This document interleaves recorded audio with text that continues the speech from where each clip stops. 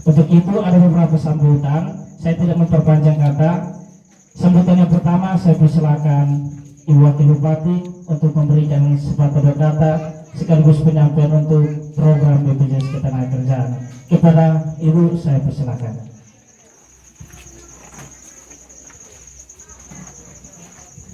Baik.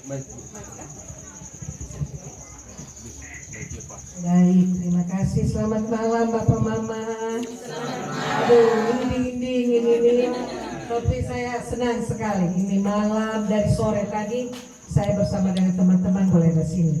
Saya mungkin baru pertama kali datang, jadi luar biasa. Saya datang tadi dalam keadaan hujan. Memang ini hujan ini diguyur dari sama semua berata. Tadi saya sebelum ke sini saya baru habis kegiatan di Noimuti, itu belum hujan. Terus pergi melayat di Mamsena, ada pater yang meninggal, pater Nelis Dosi. Itu mulai hujan sampai ke sini. Ya, baik, saya langsung saja tanpa mengurangi rasa hormat saya menyapa kita semua sama ya. Bapak Mama, kakak adik semua yang saya hormati. Artinya sebagai peserta BPJS tidak hanya pegang kartu, tapi dia tahu kewajibannya, bayar lancar. Nah, karena bayar lancar dan memang sudah waktunya ketika Tuhan panggil, maka keluarga mendapat santunan. Saya mau tanya, di sini ada yang belum masuk? Adakah? Yang sudah masuk ada toh? Pasti. Yang belum masuk ada juga. Ada yang belum masuk. Nah, saya jelaskan sedikit supaya benar-benar tahu, atau yang sudah masuk juga bisa jadi belum tahu lebih jelas. Nah, jadi kita jangan hanya pikir yang 42 juta, ada lebih dari itu yang lebih penting juga. Kalau persoalan itu persoalan urusan Tuhan. Pada saatnya kapanpun Tuhan panggil kita tidak bisa menolak. Mau masuk BPJS atau tidak, pada waktunya Tuhan panggil, Tuhan tentu lebih mencintai kita, sehingga kita dipanggil, diberikan tempat yang layak di surga. Nah, Bapak Mama, masuk BPJS tenaga, saya indikan dulu, berikan sedikit pengertian supaya tahu perbedaan. Karena tadi juga saya dari sebelah, ternyata banyak yang belum mengerti tentang bedanya BPJS tenaga kerja dengan kesehatan. Ya toh? Ada di sini toh punya BPJS kesehatan? Ada Bayar ke tidak? Ada yang bayar, ada yang tidak juga toh? Yang tidak itu namanya kartu Indonesia Sehat, KIS toh? Nah, yang KIS ini diberikan kepada masyarakat yang dianggap kurang mampu. Nah, kemudian bisa juga kita secara mandiri yang berbayar. Berbayar ini sesuai dengan kelas yang kita pilih, mau kelas 1, kelas 2 atau kelas 3. Nah, itu BPJS kesehatan. Gunanya kalau kita sakit kita pergi berobat. Juga yang itu yang berobat itu semua. Mau anak kecil, orang tua, bapak mama yang sedang hamil, mau pergi periksa kandungan, yang mungkin mau melahirkan, itu pakainya BPJS kesehatan, dia punya nama. Ya, ke sana. Kemudian bedanya apa dengan BPJS tenaga kerja? Ya, saya tidak panjang lagi tentang BPJS kesehatan, hanya itu. Kalau kita perlu, kita berobat di sana tidak bayar. Nah, BPJS tenaga kerja, ya, perbedaannya BPJS tenaga kerja dia punya 3 manfaat.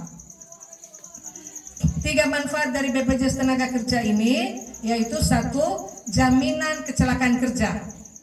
Jaminan kecelakaan kerja ini yang paling utama, karena ini diberikan kepada peserta yang bekerja, namanya BPJS Ketenagakerjaan.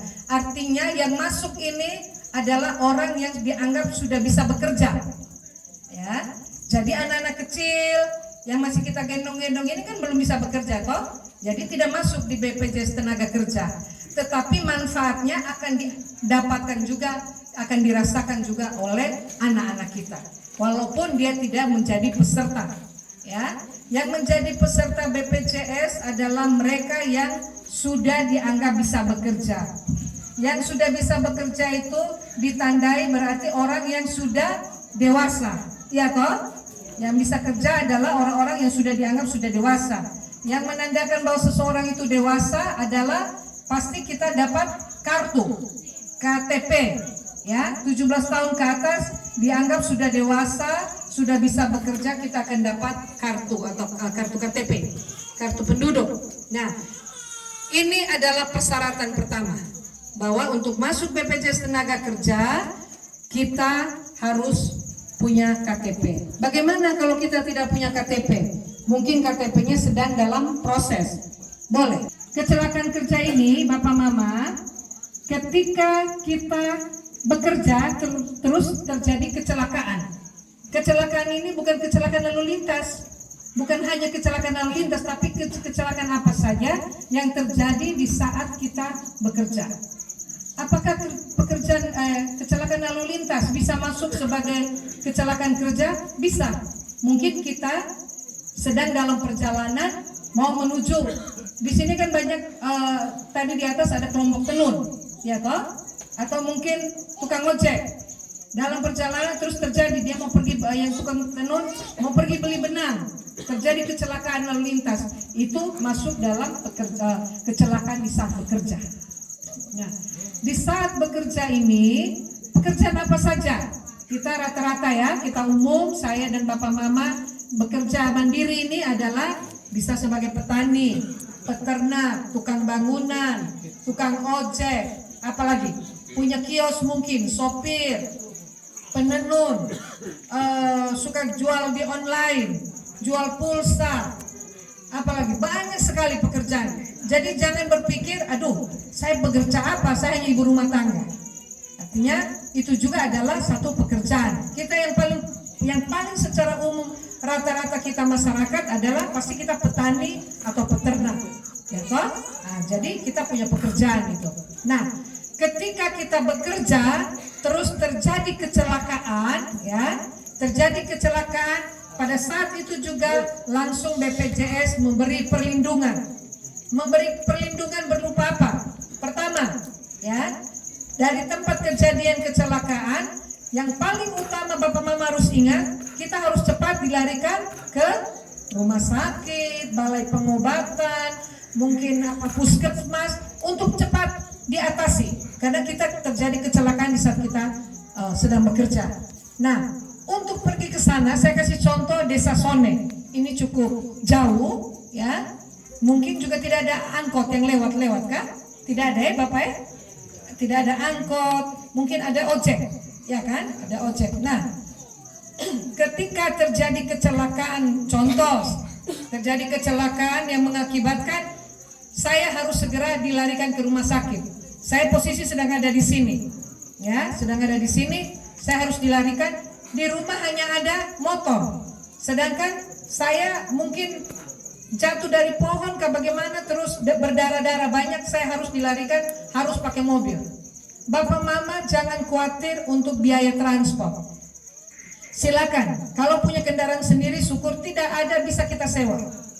Kita sewa kendaraan apa saja, tetangga punya kah, apa, pokoknya yang penting pakai untuk bawa kita ke rumah sakit. Ya, diberikan santunan kepada keluarga yang berduka dengan tujuan supaya keluarga yang berduka ini masih bisa melanjutkan kehidupannya, masih bisa kehidupannya berjalan secara baik dan normal. Seperti ketika masih ada, mungkin orang yang meninggal itu adalah tulang punggung, ya toh? Bisa saja bapak ini selama ini menjadi tulang punggung di keluarga, tiba-tiba dia sudah meninggal, kita seperti apa? Kayak kalau ibarat burung patah sebelah sayap kita, karena orang yang selama ini menjadi tulang punggung sudah Tuhan panggil. Nah, disitulah hadir pemerintah membantu masyarakat itu, sehingga uang yang masuk, uang yang diterima santunan ini bukan untuk habis pakai, bukan. Jadi uang ini diberikan, ini uang kan 42 juta, minimal tadi 42 juta, apalagi 70. Itu kan kayak uang kaget, toh? Iya, toh? Seperti uang kaget, tiba-tiba kita dapat uang sebesar itu. Ini pemerintah bertujuan membantu keluarga ini masih bisa melanjutkan kehidupannya. Bisa kita beli ternak, ya toh? Bisa beli apa? Beli sapi, beli babi untuk dipiara, beli ayam ini, apalagi kalau ayam potong, ayam ini, yang satu dos itu 100 kan? Dia berisi ada 100 ekor. Itu kita mau beli 1000 juga 42 juta tidak akan habis. Ya toh? Maka uang masih ada. Atau kita mungkin beli motor. Motor paling harga 15 sampai 20 juta bisa untuk ojek. Di sini kan setengah mati toh? Bisa dipakai itu untuk ojek. Uang masih ada 22 juta. Jadi uang ini memang dipakai harus bermanfaat. Atau mungkin bisa buka kios di sini. Buka kios kemudian isi kios sampai sebanyak-banyaknya juga tidak sampai 20 juta. Iya toh? Nah, uang masih ada lagi, masih ada uang separuh lebih, itu bisa dipakai untuk hal lain. Jadi uang 42 juta atau 70 juta ini diharapkan masih bisa membuat keluarga ini masih melanjutkan kehidupannya. Jangan sampai baru 2-3 bulan kemudian uang sudah habis. Nah ini yang harus Bapak Mama tahu manfaat. Tujuan ada BPJS Tenaga Kerja ini ya, ini membantu sampai keluarga. Itu harus ada uang yang bisa melanjutkan kehidupan kita. Nah, ini tujuannya ada jaminan hari tua. Jaminan hari tua ini juga bisa mungkin kami tidak mau merepotkan anak-anak kami. Anak-anak kami sudah punya rumah tangga sendiri. Kami harus bisa melanjutkan kehidupan kami walaupun kami sudah tua, ya sudah umur mungkin. Maka jaminan hari tua ini, uang ini bisa untuk membantu kita kehidupan kita di masa tua. Itu tujuannya, jaminan hari tua. Nah, ini jaminan hari tua ini nanti kelak Bapak Mama bisa ambil di usia 56 tahun. Pada saat usia 56 tahun, uang itu bisa dicairkan, uang pensiun kita lah ibarat gitu. Uang di masa hari tua kita bisa diambil di usia 56 tahun. Dan setelah ambil kita masih tetap bisa melanjutkan untuk menjadi peserta BPJS, tetap bisa lanjut. Pertanyaannya, bagaimana kalau yang masuknya usianya di atas 56 tahun? Ya toh? Kan tidak mungkin usia 57 masuk mendaftar 57 tidak mungkin mundur ke belakang untuk ambil ini jaminan hari tua di 56. Maka ketika masuknya di usia 57 tahun juga silakan masuk itu, nanti pada waktunya kapanpun Bapak Mama punya hak untuk mengambilnya. Cuma pesan saya, karena kita punya hak, jangan sampai baru simpan 2-3 bulan kita semua ambil.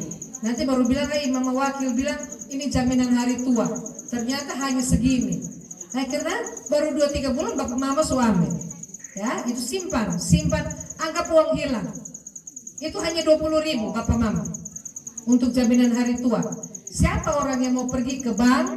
Ya toh? Siapa orang yang mau ke bank hanya untuk mau menabung tiap bulan 20.000? Kita su capek, su gengsi lagi, antri panjang-panjang, mau pergi di teller, kemudian dari sini lagi mau pergi ke bank juga harus pakai ojek, terus sampai di teller kita bilang, Mbak, saya mau nabung 20.000. Saya yakin tidak ada yang mau. Iya toh? Kewajiban harus menyampaikan apa yang baik. Sehingga Bapak Mama, saya minta setelah dengar ini harus masuk. Tidak ada ruginya. Adanya untungnya, tidak ada rugi. Ya.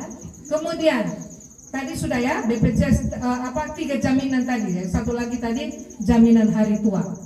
Kemudian bisa masuknya tadi yang sudah bisa bekerja dengan menunjukkan KTP. Kemudian batas usia 65 tahun. Saya lihat masih muda air-air, berarti bisa masuk. Belum 65 tahun masuk sudah. Kalau yang usianya 65 tahun hari ini masih bisa. Nanti jam 12, jam 00 sudah tidak bisa lagi. Lewat 1 detik sudah tidak bisa. Jadi silakan Bapak Mama lihat. Kalau usianya kelahiran tahun 56 tidak bisa.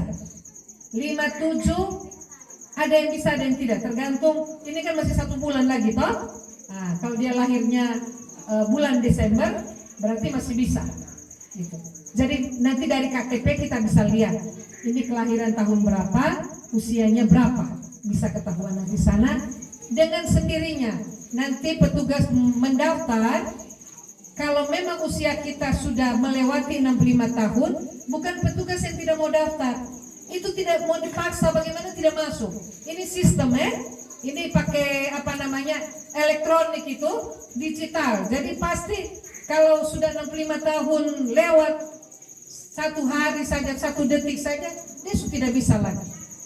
Langsung dia tolak, paksa-paksa ketik tetap tidak bisa. Nah, begitu. Demikian juga kalau bapak mama bayar tidak lancar, ya, bayar tidak lancar, berbulan-bulan lupa bayar, terus kita bilang sudah Neo nanti saja, 5 bulan lagi saya bayar sekaligus. Terjadi sesuatu, terjadi resiko kapan saja, maka sudah pasti bapak mama tidak bisa klaim, tidak bisa diklaim, karena langsung di sistem tadi langsung nama kita tidak ada. Ketik nama saya Susana, ya, ketik nama Susana, saya tidak bayar 4 bulan, 5 bulan saya tidak pernah bayar, saya tidak benar. Tiba-tiba ada apa-apa, saya mau kecelakaan kerja, saya mau pakai ini BPJS, nama saya tidak ada. Oh, ibu Susana tidak terdaftar. Padahal saya bilang, saya ini ada kartu. Kita jangan bangga dengan pegang kartu, bapak mama. Kartu ini tidak pegang juga ketika mau